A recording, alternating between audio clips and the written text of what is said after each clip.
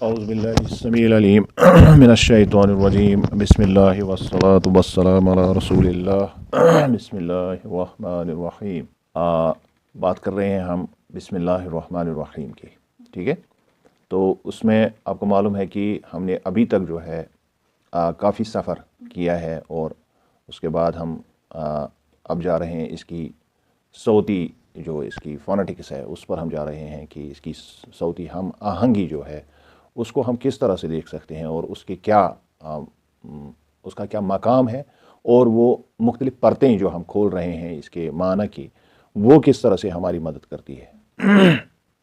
تو اگر ہم صوتی اعتبار سے اس کو دیکھیں، اس کی فونیٹکس کو دیکھیں، تو اس میں مسلسل نرمی ہے، یعنی کوئی شدت والا کوئی لفظ اس میں موجود نہیں ہے۔ سو فار ایز دا فل جو اس کا جو پورا جتنے بھی الفاظ اس میں ہیں ان کے مخارج جو ہے وہ بالکل مخارج میں روانی ہے۔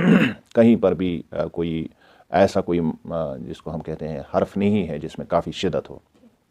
تو اس میں ہم کہہ سکتے ہیں کہ اگر ہم اللہ کے لفظ کو دیکھیے، ایک تو ہو گئی جو حروف ہے، حرف جو ہے حرف تہجی جو جس میں جن کو مخارج کہتے ہیں۔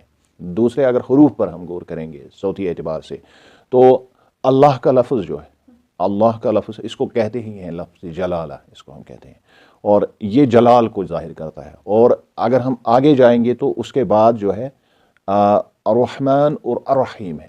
یہ الرحمن اور الرحیم ایک ایسا خوبصورت بلاغت کا توازن ڈیولپ کرتا ہے کہ اس سے جمال پیدا ہوتا ہے، یعنی اللہ کا لفظ جلالہ اس کے ساتھ جمالی صفات آئے ہیں۔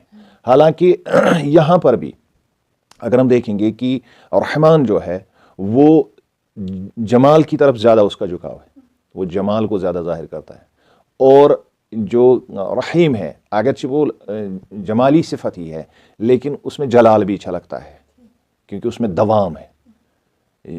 رحمان میں وسعت ہے، یعنی یہ سب کو، اس کا رحم جو ہے، رحمان کا رحم جو ہے وہ سب کو گھیر لیتا ہے، یہ پوری کائنات کو گھیرتا ہے، اس میں کوئی بھی ہو تو رحمان کے دائرے میں آتا ہے۔ تو وسعت ہے اس میں، زیادہ خوبصورتی ہے اس میں، سمجھ رہے ہیں؟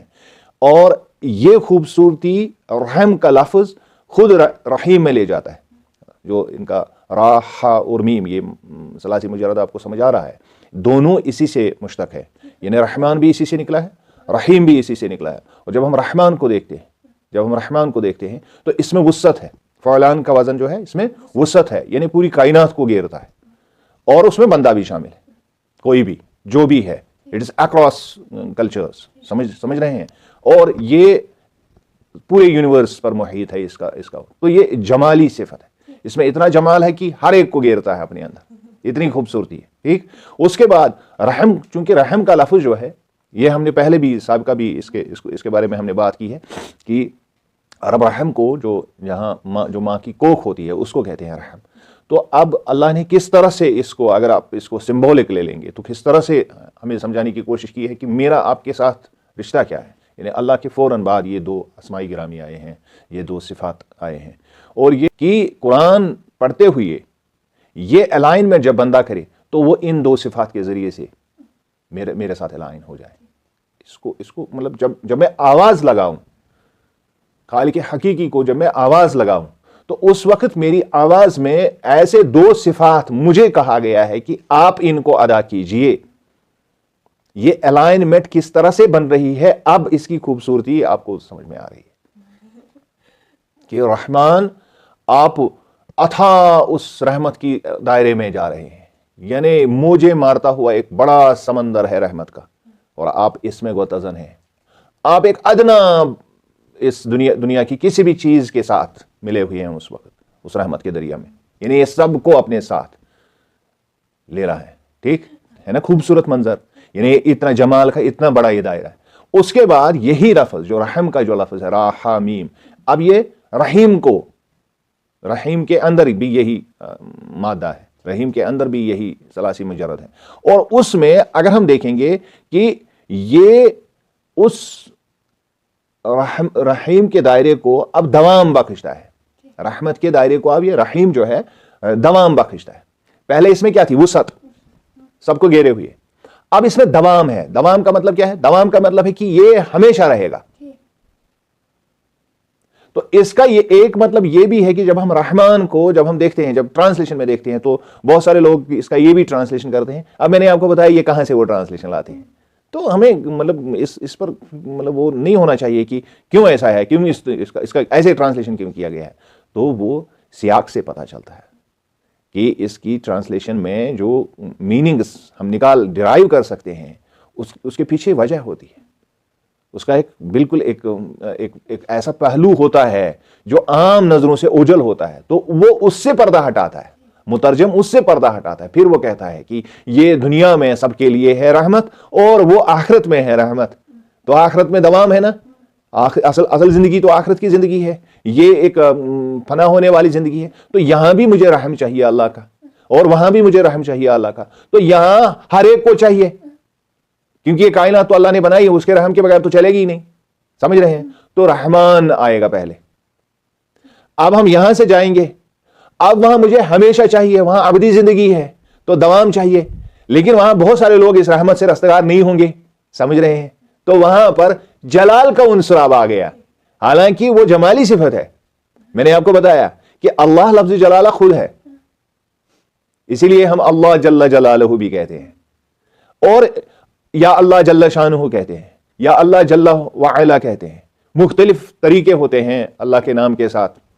ہم اکثر بزرگوں کے یا اپنے صحابہ رضوان اللہ تعالیٰ علیہم اجمعین یا جو اہل بیت ہے علیہم السلام، ہم ان کے بارے میں جب بات کرتے ہیں تو کچھ الفاظ ادا کرتے ہیں اپنے.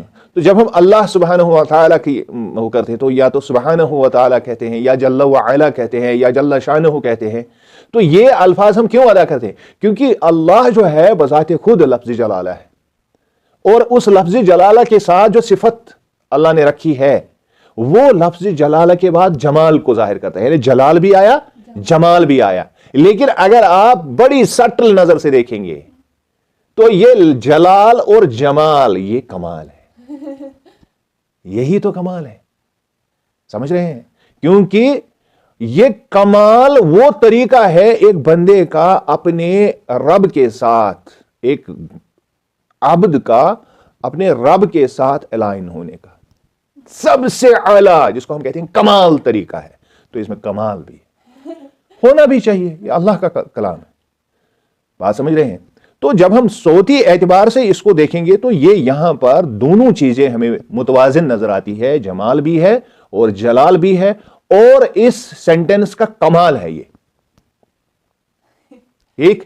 اور پھر جب ہم اس میں دیکھتے ہیں کہ یہاں پر اگر عمومی طور پر ہم اس لفظ کو دیکھیں گے کہ ہم بسم اللہ الرحمن الرحیم سے استعانت طلب کرتے ہیں، تو استعانت متعلق بتائی گئی نہیں ہے کہ اس کے بارے میں آپ چاہتے ہیں. اس کو جس کو ہم کہتے ہیں کھلا چھوڑ دیا گیا ہے، وہ ہم نے پہلے بھی بات کی ہے، کھلا چھوڑ دیا ہے. لیکن یہاں پر ہم صوتی اعتبار سے بات کر رہے ہیں، یہاں پر ہم اس دوسرے اعتبار سے نہیں بات. تو اس کا بلاغی فائدہ کیا ہے؟ اس کا یعنی ہر قاری ہر وقت اور ہر حال میں، سمجھ رہے ہیں؟ ہم یہاں صوتی اعتبار سے بات کر رہے ہیں نا، تو اب قاری پڑھ رہا ہے اس کو، تو اس وقت اس کا کیا مطلب ہے؟ ایک ہے عام حالات میں اس کا کیا مطلب ہے کہ کوئی بھی کام آپ کریں گے تو اب یہ دائرہ بنے گا اس کا، اس کو احاطہ کرے گا کہ آپ کا یہ الائنمنٹ ہو گیا ہے. آپ اس کام کرنے کی، آپ نے اپنے آپ کو کام کرنے سے پہلے اپنے آپ کو الائن کیا. آپ نے ابھی ہم نے یہاں شروع کیا تو میں نے آپ کو بتایا کہ کل ہم نے ایک قرات اس میں ڈالی تھی، اب دوسرے طریقے سے ہم اس کو ڈالیں گے. ٹھیک ہے؟ تو ہم نے پہلے کیا کیا؟ اپنے آپ کو جب ہم نے الائن کیا تو اب وہ ہماری حالت تھی، اور یہ حالت جو ہے یہ مختلف اوقات میں مختلف ہوتی ہے. قاری کی حالت مثال کے طور پر کبھی یہ بندہ خدا جو ہے بڑا خوش ہوتا ہے تو خوشی سے اب آج اس نے قرآن کھولا. کبھی اس کا موڈ بیچارے کا آف ہے، کبھی کوئی گھر میں کوئی پریشانی ہے، کبھی کوئی عزیز کا جنازہ لے کے جا رہا ہے. یہی ہے نا دنیا. تو یہاں پر اس کے ساتھ اس کی صوت کیا کرتی ہے، اور یہاں پر یہ جو اس کا سباق جو ہے وہ اس کو مختلف کیفیات میں داخل کرتا ہے کہ اس وقت میں کیا کر رہا ہوں. یعنی جو اس کی کیفیت ہے اس کو محیط کر رہی ہے. وہ پریشانی ہے تو یہ پریشانی کا ازالہ ہے، وہ خوش ہے تو یہ خوشی کا مظہر ہے. سمجھ رہے ہیں؟ یعنی جب میں خوش ہو رہا ہوں تو میں کہہ رہا ہوں بسم اللہ الرحمن الرحیم. سمجھ رہے ہیں؟ میں پریشان ہوں، میں کہہ رہا ہوں یا اللہ بسم اللہ الرحمن الرحیم. بچہ بیمار ہے، میں اس کو کبھی رقیہ کروں گا تو میں وہاں بسم اللہ. اور یہاں رقیہ سے مجھے یاد آیا کہ نبی علیہ السلام نے جو رقیہ سکھایا ہے درد کو دور کرنے کا، درد کو دور کرنے کا جو مسنون طریقہ ہے، نبی علیہ الصلوۃ والسلام کا فرمان ہے کہ آپ پڑھیے بسم اللہ الشافی، بسم اللہ الکافی، بسم اللہ المعفی، بسم اللہ الذی لا یضر مع اسمہ شیء فی الارض ولا فی السماء وہو السمیع العلیم. جہاں پر بھی آپ کا بدن درد کر رہا ہے اس پر ہاتھ رکھ کے، انگلی رکھ کے آپ اس جگہ کو دبا کے رکھیے، ان الفاظ کو دہرائیے اور انشاءاللہ المستعان آپ کا درد دور ہو جائے گا. اور اب آپ اس کو، ان دعاؤں کو دیکھیے، ہر دعا بسم اللہ الشافی، بسم اللہ الکافی، بسم اللہ المعفی، بسم اللہ الذی لا یضر مع اسمہ شیء فی الارض ولا فی السماء وہو السمیع العلیم. تو یہ کلام خود سیاق پیدا کرتا ہے. یعنی قاری کی حالت کیا ہے تو سیاق وہی ہے. یہ نہیں ہے کہ آپ اچھی جگہ پر یہ کہیں گے. مثال کے طور پر ہم کچھ الفاظ کسی کو وش کرنے کے لیے بولتے ہیں اور تعزیت کے لیے الگ سے الفاظ بولتے ہیں، لیکن یہاں پر جو ہے خوبصورتی یہ ہے کہ یہ ہر محل کے عین مطابق ہے. آپ کی جو بھی حالت ہے اس میں آپ اس کو یوز کر سکتے ہیں، کیونکہ اس کی بناوٹ ہی ایسی ہے، اس کا طریقہ کار ہی ہے. یعنی اب آپ کو سمجھ میں آ گیا ہوگا کہ اس کا متعلق جو ہے وہ عدم ذکر میں کیوں ہے. یعنی عدم ذکر، جس کا ذکر ہی نہیں ہوا. ذکر ہوتا تو یہ سمجھ آئی بات. اب یہ سمجھ میں آتی ہے نا اللہ کی معشیت. اب اگر اس کا ذکر ہوتا تو کیا ہوتا پھر؟